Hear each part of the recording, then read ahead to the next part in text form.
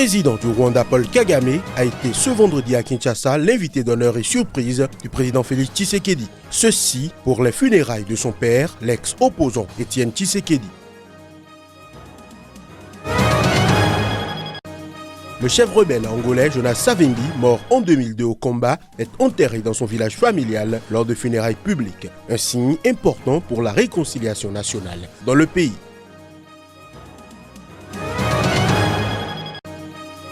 Les manifestants ont défilé en masse vendredi dans plusieurs villes d'Algérie, pas intimidés par les nombreuses arrestations matinales. Ils ont aussi rendu hommage à un militant des droits de l'homme mort en détention.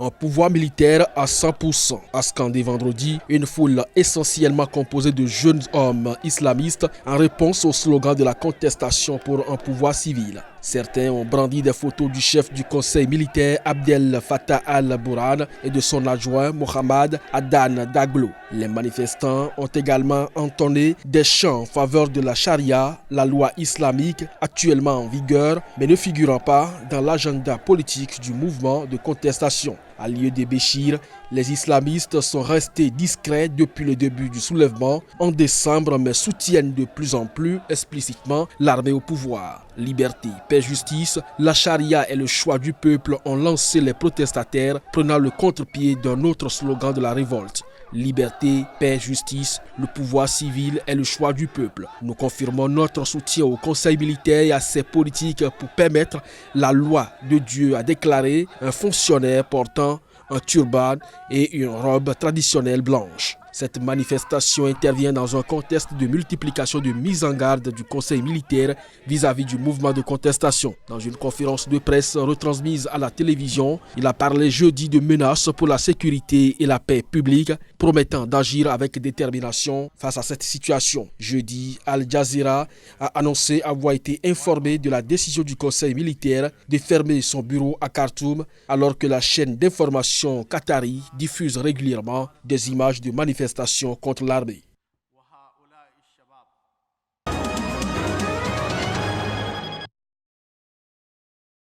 Lors de ce 15e vendredi consécutif de rassemblement contre le régime algérien, les manifestants ont également rejeté l'offre de dialogue formulée dans la semaine par le chef d'état-major de l'armée, le général Ahmed Gaïd Salah. Ce vendredi était le dernier du mois musulman de Ramadan, durant lequel la mobilisation n'a pas faibli malgré la chaleur et la fatigue due au jeûne quotidien du lever au coucher du soleil. Les rues du centre d'Alger étaient à nouveau bondées de monde et l'imposant cortège s'étirait dans plusieurs rues autour de la Grande Poste, point de ralliement des manifestations hebdomadaires depuis le premier vendredi de contestation le 22 février.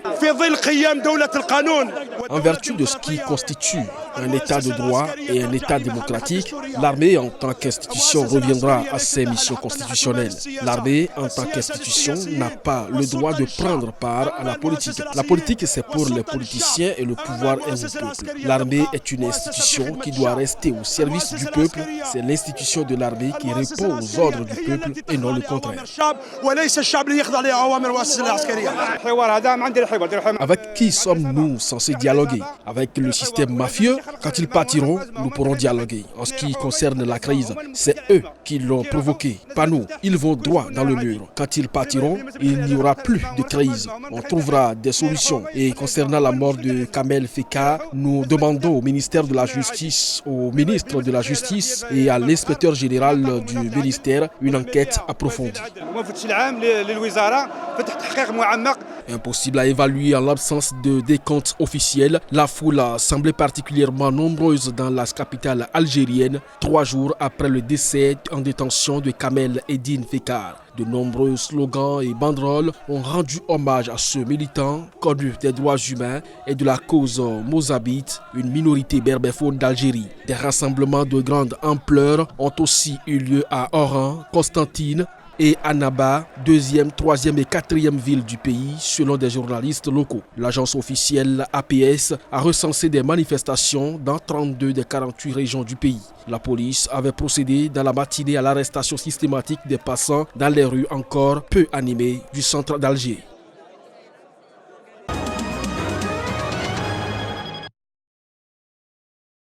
La présence à Kinshasa de Paul Kagame pour la première fois depuis 2010 marque un degré supplémentaire dans le réchauffement entre l'immense RDC et le petit mais très influent Rwanda, deux pays qui se regardent avec méfiance depuis 25 ans. Mieux développé économiquement, Kigali dénonce l'insécurité engendrée par la présence des groupes armés dans l'Est congolais à ses frontières, à commencer par le FDLR pro-Hutu. Les Congolais accusent leurs voisins de piller le coltan du Nord Kivu.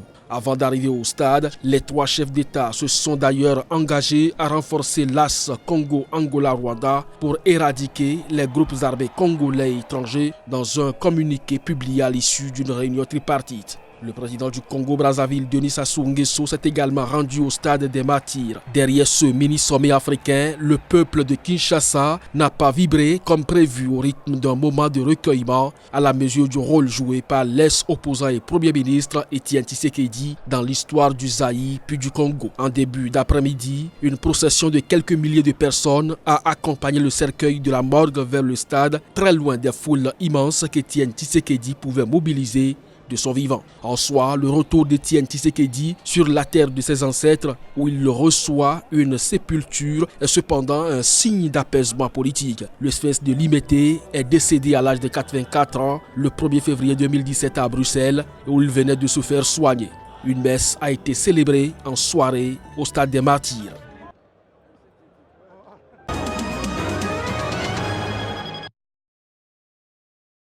Jonas Savimbi, dit le Coq Noir, a été tué le 22 février 2002 lors d'un affrontement avec l'armée près de Luena dans le centre du pays. Il avait 67 ans. Dès le lendemain, des soldats l'enterrent en catimini dans la ville après la diffusion par la télévision nationale d'images de son corps criblé de balles. Moins de 2 mois plus tard, un cessez-le-feu met fin à 27 ans d'un conflit emblématique de la guerre froide. Les États-Unis ont longtemps soutenu l'UNITA, Cuba, le régime marxiste-léniniste de Luanda. Il faudra finalement attendre 17 ans et de longues négociations avec les autorités angolaises pour que Luanda donne son feu vert à une exhumation et un enterrement en bonne et due forme à l'Opitanga, conformément au souhait de Jonas Savimbi. Dès vendredi soir, des centaines de personnes ont accompagné à moto, voiture ou camion sa dépouille dans le village de l'Opitanga au centre où elle sera inhumée. Ces obsèques sont un signe important pour la réconciliation nationale, a estimé l'un de ses frères, Raphaël. Les obsèques de samedi ont été rendues possibles par le départ en 2017 du président José Eduardo dos Santos après 38 ans de pouvoir. Son successeur, Joao Lourenço, pourtant issu du même mouvement populaire de libération de l'Angola MPLA, fait souffler un vent nouveau sur le pays. En août 2018, une commission est mise en place pour organiser l'exhumation et les funérailles de Jonas Savimbi. Les deux camps laissent planer un temps le doute sur le maintien des obsèques samedi.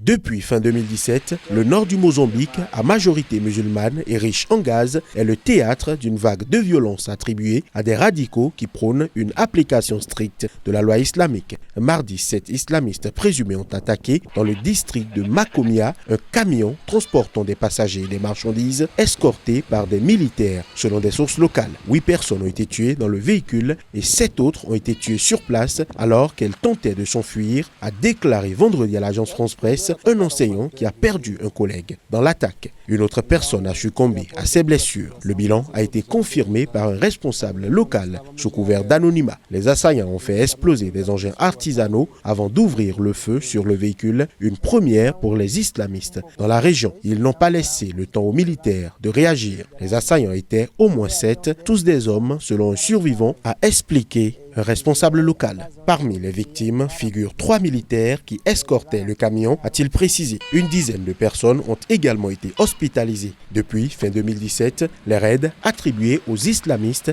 mais jamais revendiqués contre les civils ou les forces de l'ordre, ont fait au moins 200 morts, détruit de nombreux villages et contraint des milliers de personnes à l'exode. Selon un décompte de l'agence France Presse, 14 attaques ont été perpétrées pendant ce seul mois de mai dans le nord du pays, faisant plus de 40 morts. Surnommé par la population Al-Shabaab, les jeunes en arabe, le groupe attaque les villages, mais aussi, depuis plus récemment, des routes. Le 22 mai, ils s'en sont même pris à un convoi funéraire sur une route du district de Palma, faisant 2 blessés par balle. Fin avril, la justice mozambicaine a prononcé les premières condamnations contre des membres de l'insurrection islamiste. Un total de 37 Shabab, dont des Tanzaniens, ont écopé de peines de 12 à 40 ans de prison.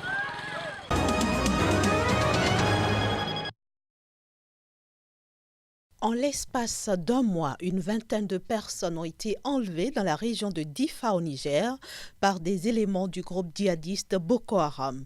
Il s'agit pour la plupart d'enlèvements contre rançon perpétrés malgré les lourdes pertes infligées ces derniers temps à ces djihadistes par les soldats de la force multinationale mixte constituée par 4 pays que sont le Tchad, le Niger, le Cameroun et le Nigeria. Les incursions des hommes armés se produisent généralement en milieu de nuit. La dernière, qui a eu lieu mercredi dernier dans la périphérie du village Toumour, a permis aux assaillants d'enlever 11 personnes, dont 8 femmes. Pourtant, selon des sources sécuritaires, l'étau se resserre autour des djihadistes de Boko Haram depuis quelque temps. En effet, les forces nigérianes sont massivement revenues dans le lit du lac Tchad avec d'importantes frappes aériennes, tandis que les forces nigériennes intensifient leurs opérations terrestres et aériennes dans le lac. À en croire certaines sources proches de la force multinationale mixte, une véritable course contre la montre serait même engagée à cet endroit pour infliger le maximum de pertes à l'ennemi avant l'installation de la saison des pluies.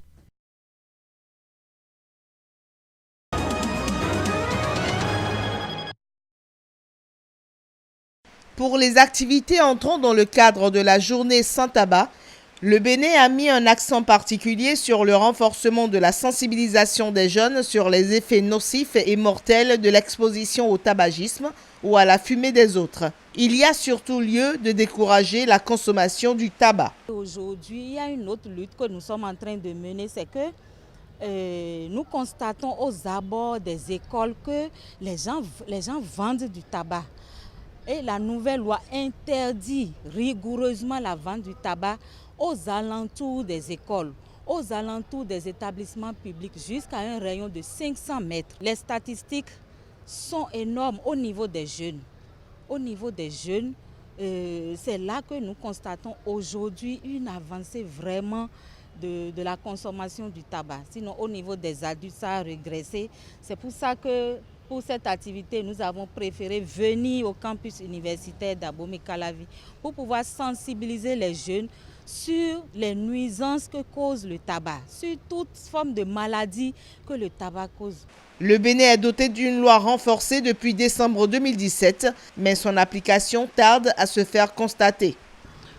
La loi anti-tabac qui a été votée et promulguée le 18 décembre 2017 est en vigueur dans notre pays depuis la date de sa promulgation. Il est bien vrai que des tests d'application ne sont pas encore signés, mais ces tests sont élaborés déjà.